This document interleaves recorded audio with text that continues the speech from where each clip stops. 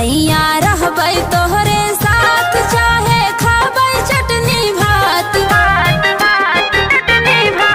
सैया रहबै तोहरे साथ चाहे खाबै चटनी भात। बाटै चिंता घेरे हमरे दिने रात बलम जी लै चलता गुजरात बलम जीना। बाटै चिंता घेरे हमरे दिने रात बलम जी लै चलता गुजरात।